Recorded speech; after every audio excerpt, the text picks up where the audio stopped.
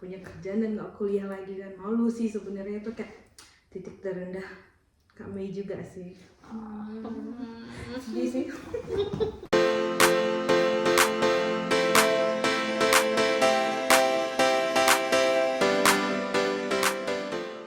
Halo, jumpa lagi dengan channel YouTube Keluarga Barus Meliala di Jerman. Nah, teman-teman, hari ini kita akan mewawancarai Kak Mesita. Dia ini baru 2 hari di Jerman ya, baru 2 hari. Dan kenapa kita mewawancarai Kak Mesita? Karena ini bisa menjawab pertanyaan teman-teman yang selama ini sudah kirim pesan ke kita bahwa gimana sih kok bisa sampai di Jerman, gimana sih caranya kita itu bisa sampai di Jerman, atau gimana sih kalau kita itu bagaimana sih caranya supaya kita itu bisa kerja atau kuliah di Jerman gitu ya. Jadi ini sebagian besar akan menjawab pertanyaan dari teman-teman.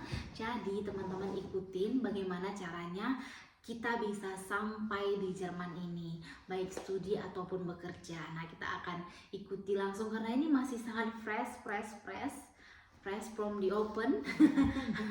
Jadi langsung aja kita wawancarai Kak Mei, bagaimana dia bisa sampai di Jerman dan program apa yang dia ikuti, apa harapannya bisa di Jerman ini sehingga dia memilih Jerman. Oke? Halo, nama saya Mesita. Saya dari Kuala, kalau tahu sih itu dari daerah Langkat ke arah Bukit Lawang sih, itu dekat-dekat situ lah jalannya. Sekarang umur 18 ditambah 5 lah. Oke ya, belum tua ya, belum masih 18 lah. Mau ngapain ya? Saya nih mengikuti program au pair. Oke, Jadi au pair tuh kalau pasti beberapa teman-teman udah ada yang pernah dengar tuh ya au pair itu apa. Jadi au pair tuh kalau dalam bahasa itu berasal dari bahasa Prancis ya, yang artinya balas jasa. Jadi au pair tuh kayak program untuk anak muda yang berusia 18 sampai 30 tahun yang mau belajar bahasa lebih dalam di negara yang dituju dan belajar budaya negara itu juga gitu. Nah, itulah enaknya jadi au pair ini. Jadi untuk biaya kursus bahasa kita di sini ditanggung sama host family kita, atau bahasa Jerman itu Gast family kita. Tempat kita tinggal ya, tempat selama kita di Jerman ya. Nah iya, jadi au pair tuh kita tuh tinggal di rumah orang Jerman asli Di gitu. sebuah keluarga. Di sebuah keluarga gitu. Sebuah keluarga Jerman.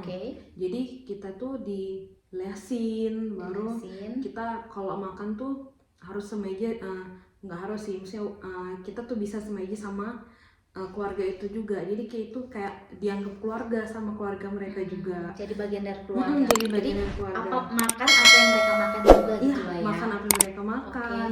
Terus itu transport untuk ke kursus juga dikasih. Dan satu lagi enaknya di Jerman tuh asuransi kesehatan kita ditanggung sama keluarga. Betul banget teman-teman, langsung ditanggung ya. Sama yang GF-nya ini ya, sama yang punya rumah ini, yang keluarga ini langsung memberikan asuransi kepada kita gitu, menanggung asuransi kesehatan kita. Dan yang paling plusnya itu kita dapat uang saku juga sih. Jadi bukan gaji ya, uang saku. Uang sakunya itu kalau sekarang tuh minimalnya itu wajib dari kedutaan juga. Syarat visanya itu di kontrak tuh harus ada 280 euro, itu minimalnya. Bisa lebih kalau kalian pandai negosiasi. Itu uang saku ya. Saku bukan terus gaji. Yang lainnya kayak makan dan sabun, kebutuhan kita lain-lainnya itu gimana? Udah ditanggung sama mereka. Jadi untuk sabun, makan, istilah sanitasi itu udah ditanggung sama keluarga itu. Jasa yang diberikan oleh saya ke keluarga itu nantinya itu saya bantu mereka untuk jaga anak mereka, membantu jemput di sekolah, bermain bersama, dan bisa juga membantu pekerjaan rumah yang ringan ya. Dan itu ada di kontrak. Kalau di kontrak saya sih itu 80% sama anak-anak dan 20% membantu pekerjaan rumah. Berarti jelas semuanya di kontrak gitu ya, di Kontrak. kontrak itu. Dan biasanya apa yang tertulis di kontrak itu nggak akan dilanggar sama yang keluarga yang kita tempati teman-teman. Justru malah yang kita dapatkan itu lebih ya. Biasa Karena lebih. dari pengalaman teman-teman yang saya dengar juga bukan hanya seperti yang di kontrak, tapi lebih ke positifnya gitu. Misalnya lebih dianggap keluarga, malah uang sakunya ditambah lebih, atau kalau kita berbuat yang lebih baik lagi tuh bisa dikasih tambahan jajan atau hadiah-hadiah lainnya gitulah pokoknya teman-teman. Iya, kalau mereka itu liburan itu kita bisa diajak bareng liburan gratis loh. Oh, liburan gratis sama mereka juga. Terus kalau di sini juga kerjaan kalau misalnya bersama anak atau mengasuh anak itu nggak berat kan, karena kita betul-betul cuman mendampingi mereka bermain, nggak anaknya yang rewel nangis setiap saat, nggak seperti itu. Paling kita cuma mendampingi mereka bermain, karena memang di sini anak-anak nggak bisa dilepas gitu aja.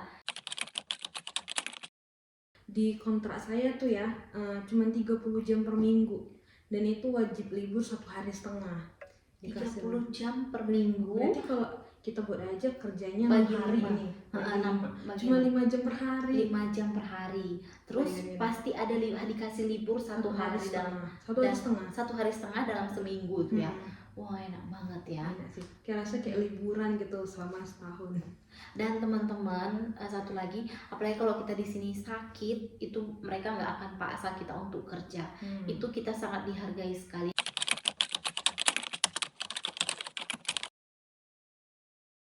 Sebenarnya kalau bilang kepikiran ke Jerman tuh masih baru banget ya teman-teman, baru tahun ini dibilang gitu.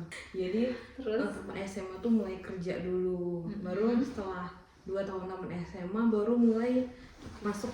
Saya tuh tes SBMPTN dulu tuh namanya, sekarang kayaknya udah ganti ya. SBM masuk tuh di Unimed, ambil jurusan BK, bimbingan konseling.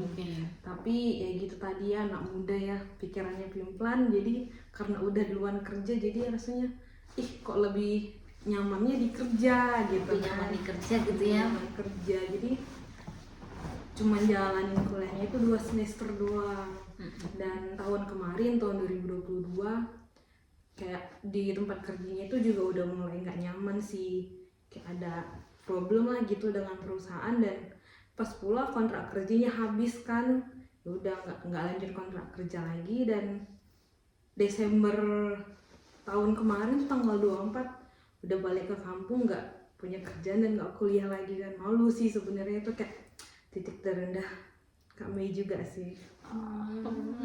Sedih sih. Waktu Natal kemarin pas tanggal 25 itulah sebenarnya mujizat Tuhan Yesus juga ya. Kayak di tanggal 24 itu rasa kayak aduh gimana sih rencana ke depannya, kayak sama sekali belum ada planning gitu kan. Tolong kan anak muda mesti mau sana sini gitu kan. Jadi pas tanggal 25 kan acara Natal tuh kumpul lah sama keluarga. Jadi ada satu nondong itu nenek gitu.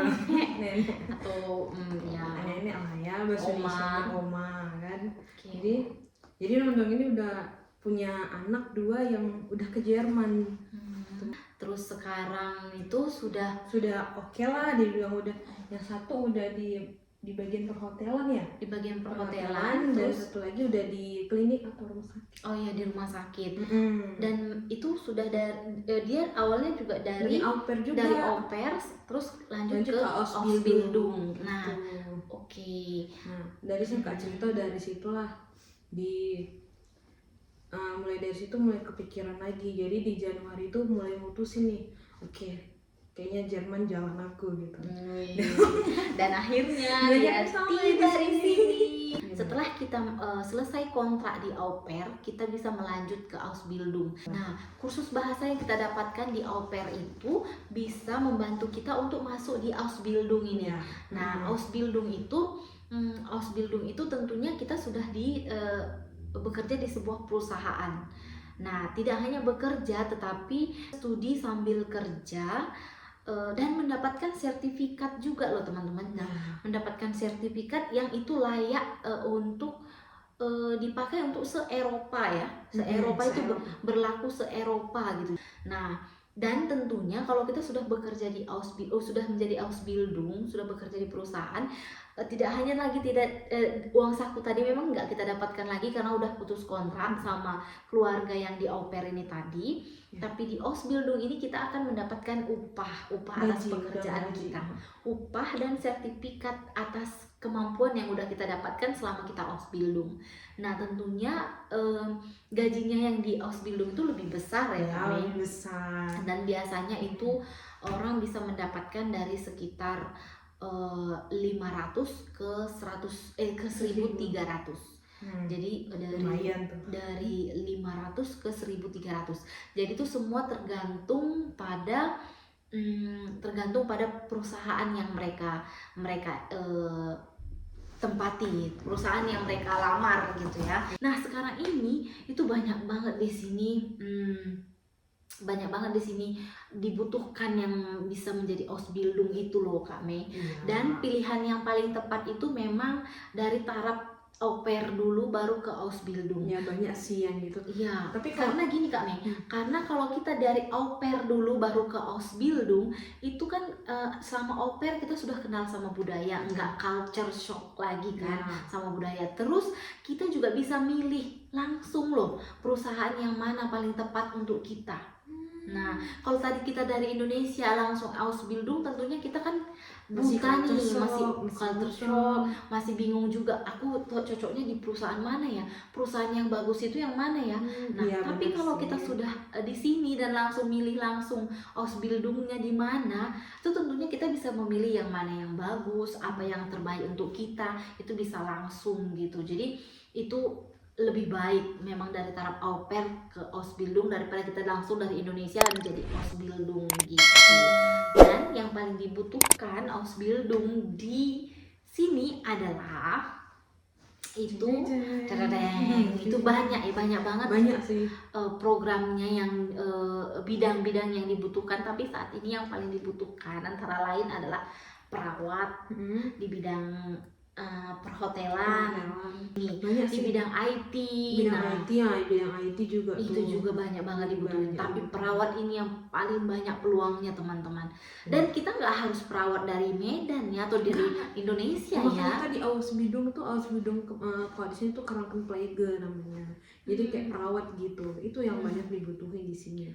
Jadi bisa kita dari SMA ya, dari SMA yang penting syarat utamanya apa Kak Mei? Bahasa. Kalau misalnya untuk langsung ke au pair dulu nih, kita ke au pair dulu. A1 doang. Nah, untuk bisa kayak Kak Mei sampai di sini itu dia cuma belajar A1 doang loh, level 1 dari bahasa Jerman.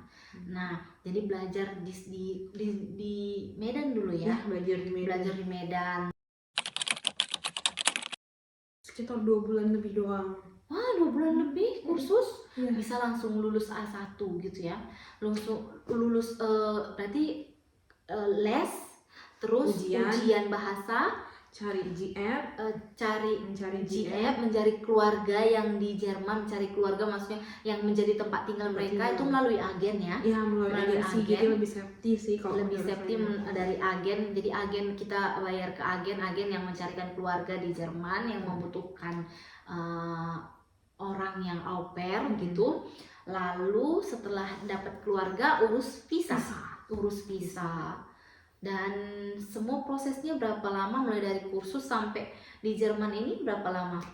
Kalau saya sih 7 bulan ya, sekitar 7 bulan. Persiapannya tuh sekitar 7 bulan. Ada yang lebih cepat dan ada yang lebih lama. Itu tergantung kitanya juga sih, tergantung rezekinya, tergantung soalnya ada tuh tempat les yang untuk les A1-nya aja tuh 6 bulan. Ya, betul. Ada kok kita mau privat ya itu tadi yang bilang 2 bulan gitu. Jadi kalau mau les di tempat Kak Mei ini bisa hubungi di bawah ini gitu.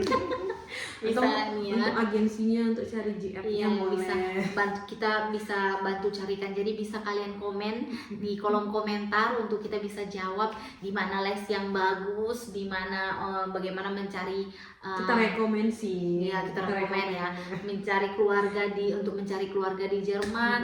Jadi biar biar mempermudah pengurusan visa juga gitu ya. Jadi kita bisa bantu teman-teman. Untuk pengurus visa tuh dokumen-dokumennya Ribet banget ya. ribet. Dan itu hanya bisa diselesaikan oleh diri sendiri. By yourself, oke? Dan itu semua teman-teman tidak luput dari doa. Ya, doa orang tua. Doa dan kegigihan kita. Banyak sekali peluang yang kalian harus gercep mencarinya, karena kita bisa jadi sangat-sangat berguna di tempat yang tepat. Nah, mantap kali Mami ini. gitu ya teman-teman. Jadi teman-teman, kalau nanti butuh sesuatu lagi, tulis di kolom komentar, kita akan segera bantu. Dan kalau kalian mau menjadi seperti Kak Mei, segeralah putuskan berdiskusi dengan diri sendiri dan juga orang tua. Nah, itu sih saran kita untuk teman-teman yang mau berjuang, yang mau ikut ke Jerman seperti Kak Mei gitu ya. Itu saran kita. Nah, terima kasih Kak Mei. Semoga nanti di tempat di keluarga yang baru senang dan mendapatkan sukacita, dapat seperti yang dimau dan yang terbaik dari Tuhan. Semoga ini juga jalan yang terbaik untuk Kak Mei. Oke teman-teman, sekian perjumpaan kita hari ini. Dan kalau teman-teman punya ide untuk mau buat konten apa, teman-teman bisa tulis di kolom komentar supaya kita buat konten yang sesuai dengan teman-teman minta. Dan inilah dia perjumpaan kita hari ini. Sampai jumpa di video kita berikutnya. Dan jangan lupa like, comment, share, subscribe, dan bye-bye.